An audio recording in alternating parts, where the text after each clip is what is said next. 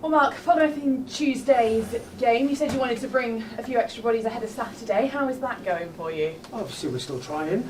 There's lots of things obviously going on in the background that will decide that. So, yeah, we're trying to beg, steal and borrow, so let's wait and see. And I know you sort of mentioned the things that are going on behind the scenes, and you talked about the club potentially might have folded without two of the directors. How worried should fans be by that? Because there's been quite a reaction to that. Well, it's probably not my place to say, but somebody has got to say it. It's, you know, it's not in a good state, is it? I think everybody knows that, but somehow we have to galvanise a siege mentality as players and staff to make sure that we get enough points to do what we need to do. And when you put it into context, we've had one poor game. We all understand that, and we know we need to be better as a group. And that's what we're going to try and do. But it's not, obviously there are things happening, and it's what we've got to do is make sure we don't give the players excuses, and they can have excuses at the minute. In terms of your position coming in as manager, is it way more challenging, way worse a situation than you could have imagined? Yeah, for sure. I don't want to use that as an excuse, because we've done really well within the circumstances that the players, the staff have done remarkably well, and got to keep that going. And knowing the players like I do, I think they will do. We need a bit of help. We need some bodies in to freshen things up. It's a tough gig, yeah, but I'm enjoying it. Yeah, because that's going to be my next question, because I know fans have sort of expressed that, you know, you might not be in it for the long haul if you're not getting that support, but you seem very committed. Yeah, I'm like everyone else. You don't know, like, you don't know what's around the corner, do you? So I just want to enjoy working with the players. I enjoy working with the players and trying to make them better. And the way they are with what's going on, they've been great to work with, all of them. They've been, they just get on with it. Like I say, they could have a million excuses if they wanted, but they get on with it. And I want to try and help them and get them where they need to be. And as you say, it really is just one poor game, obviously only out of the relegation zone now on goal difference, but does it kind of give you that mentality that fighting against the odds that you can push forward? Yeah, listen, at least we've got something to play for. It's not the middle table, the end of the season, seeing it out. We've got to fight and scrap. What we have to do to succeed is to stick to our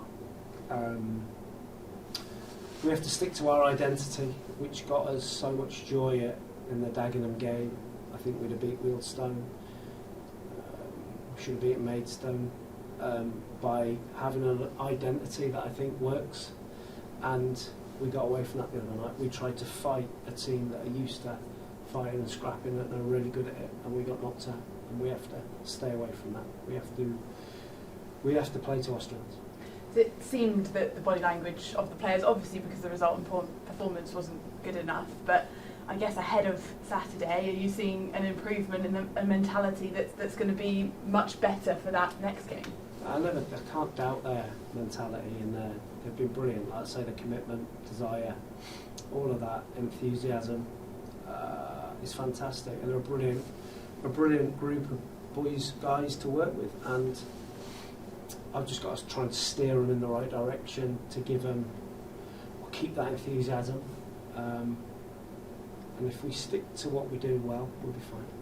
And I know with the lack of staff that you've got available to you, it's quite a difficult question, but injuries, niggles, after the energy that was expended in the last two games, how are the players? We're just guessing, really. We've got to rely on the players, to be honest, about how they are, really, and whether they can go again. So ideally you'd like to change 5 or 6 bodies to give players time to recover. So they'll all put their hand up to play, I know that for sure. A long trip away to York on Saturday. It's a huge game, isn't it?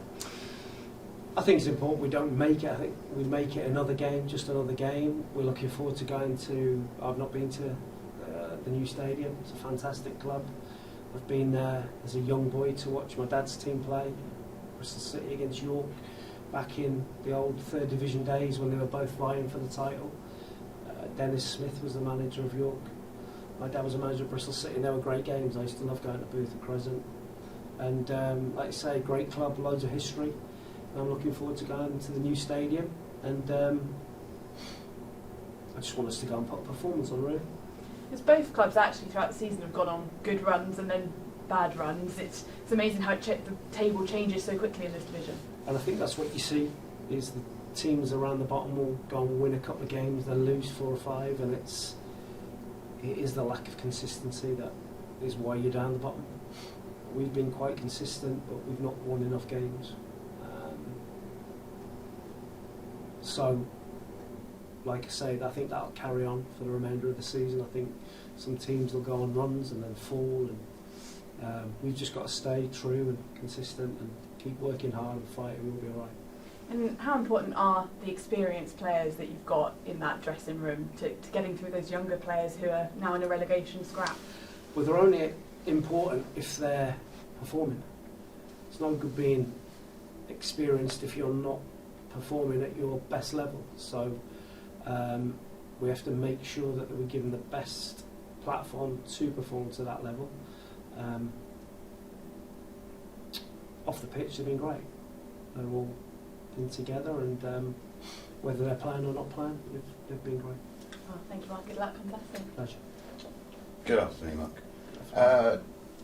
First one will be about Max Hunt, Clark and Curie Johnson. How are we with them regarding availability this weekend? Are you a little bit better, or? Curie Johnson might be available. The other two are nowhere near it. And what would you say to fans that have said Mark Cooper would be well within his rights to just walk? Because in theory you could be. What would you say to them? I think if you look at my record, I tend to stay when I'm wanted quite a while. So I stayed at Forest Green for 5 years, which is quite unheard of in managerial on the merry-go-round, isn't it? So I'm not one that is going to jump ship. Listen, if Man United asked me to go and be their manager, I'm going. I'm going tonight. But that's not going to happen, is it? No. So I want to stay, and I want to fight, and I want to make sure the club stays in the league, because it would be an absolute crime if this club wasn't in at least the National League. Do you feel that you have the support from the chairman at the moment, to the best of their ability or his ability? I think the chairman, of course. I think obviously it's a difficult time because there's a protracted takeover going through, and everybody wants what they can get out of it, don't they? So until that is done, it's going to be a difficult situation. But what can we do? We have to be inventive. We have to make the best of what we've got. And with Stuart, who I've seen, I wasn't aware, but he gets a lot of stick. But if Stuart wasn't here, then we would be snookered. I can say that since I've been here. Him and Martin Starnes have been top draw, and without them the club would have long gone.